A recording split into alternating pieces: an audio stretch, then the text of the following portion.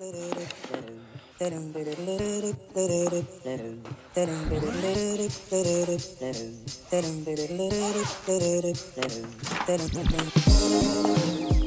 and I have a meeting at noon today, so I'm not going into the shop just yet. She doesn't work till a lot later, so that gives us a bunch of time this morning to be out with the dog, because I'm not going to go into the shop until we're done with that meeting. And I just used a good portion of my morning to upload yesterday's vlog, finish it up and upload it. And Angela was out here playing with the dog. Norton!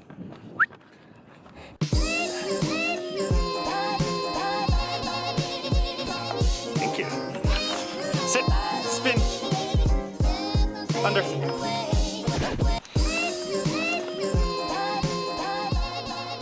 Oh. Did you fall again? No. You dip in chocolate?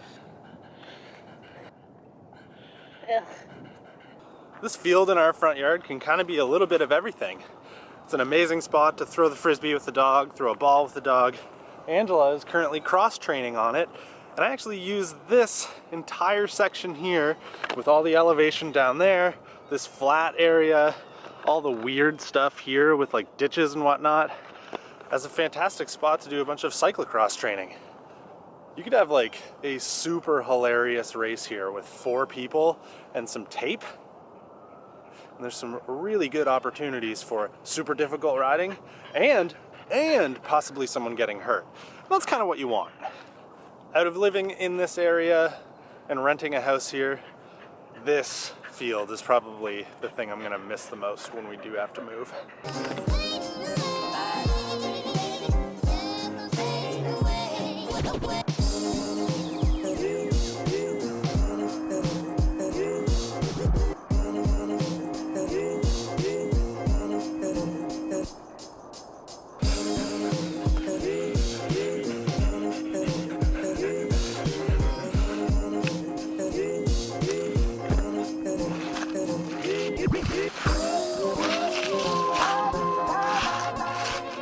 Quite a bit warmer than it usually is in the last few days, but still some black ice there, and Angela slipped on it and fell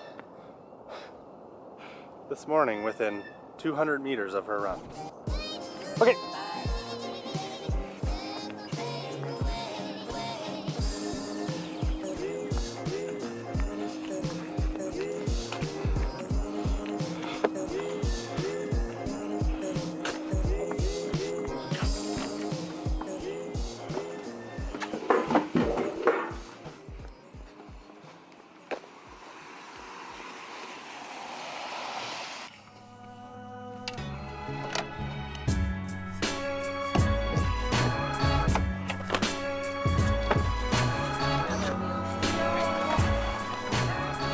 This meeting that we're off to this morning is super exciting for our lives because it has to do with our finances, with our financial advisor, because this Saturday we have a meeting to go get it pre-approved for a mortgage, and this meeting tells us whether or not we're on the right track. So, very exciting and accelerated time in our lives. Also sort of nerve-wracking. That wasn't as impressive as I thought it was. Well, yeah, you are definitely really good at parking. Thank you. Bye. Taking calls. So important.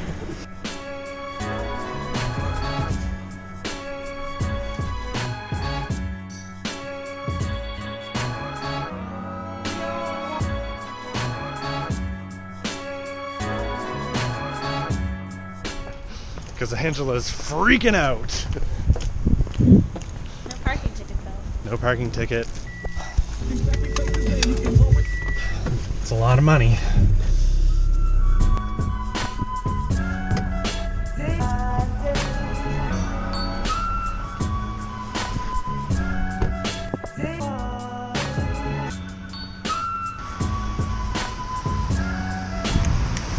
This process is just driving her crazy.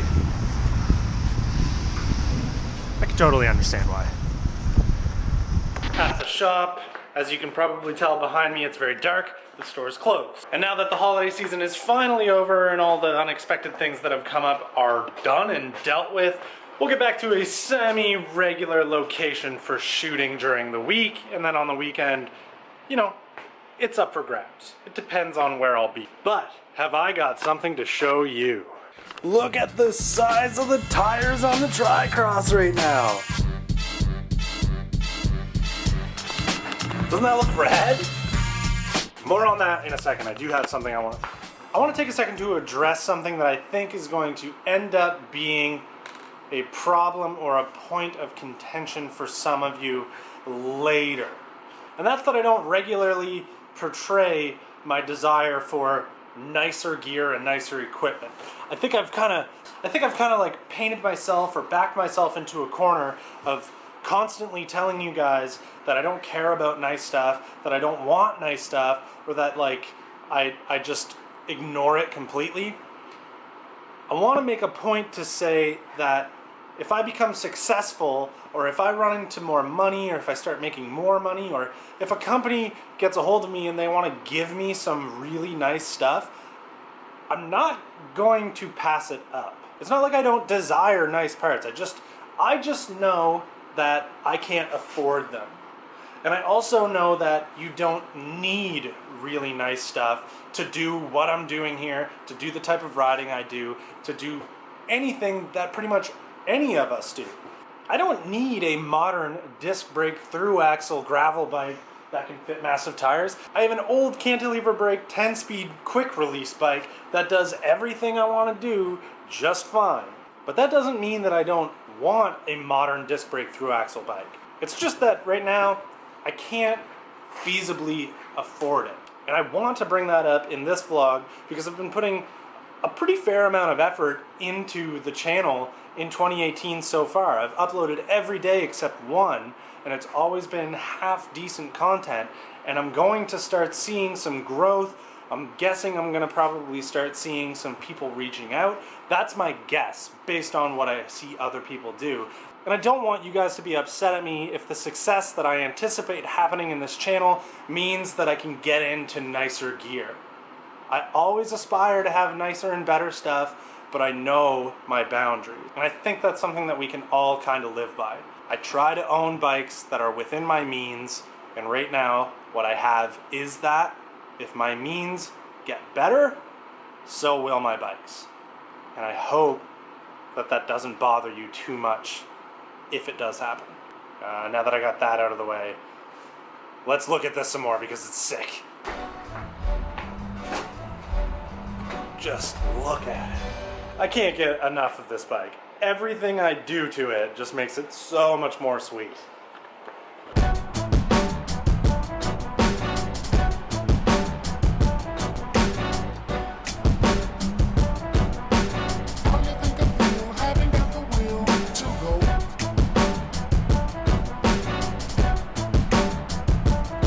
I was just kind of looking at the sidewalls of the Pacellas, and there's a lot of cuts, there's a lot of rips, and they're just getting old. And while I really love the way this looks with tan walls on it, these tires, which came off a new bike from here that someone upgraded tires from, these were sitting in the basement, and I always knew that they were definitely smaller than the 29 by 2 inch they said they were, because I measured them on the mountain bike before, and they measured out to be like 45 millimeters. So it was very, very, very tempting for these being in the basement, and the possibility of them fitting between the chainstays was very high, because Tricrosses are pretty famous for being known as an old bike that can just fit monster tires. And lo and behold, while it is very tight, they do fit. And holy moly, that's right, holy moly, is this thing ever just a monster truck now. I haven't ridden it yet. I'm going to on the way home. But just the looks alone really does it. I think that my dream for this channel and this bike would be that this stays with me always, and if I became successful, if things really took off, that I would upgrade this thing to an insanely modern group set, build a really baller set of wheels for it, get some super nice cantilever brakes for it, and just always have it with me in the channel. Like, how cool would this bike be with a SRAM Force 11-speed group set, some like profile racing hubs to Velocity quill rims built with CX rays, a set of Paul cantilever brakes, an NV fork, a White Industries crankset. I don't know, like, I think that would be, like, how cool would it be if this bike was always with me and always evolved with the channel constantly. I mean, it already kind of has, but that's the dream. That's the 5-year plan. That thing still being with me and just being so different and so insanely upgraded that most people would be upset about it. Gets me every time, this freaking bike. But enough looking at it. I'm gonna go ride it home and see if it sucks with those tires on it or not.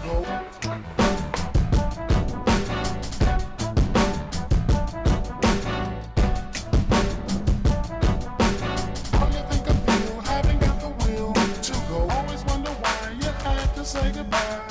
I'm alone.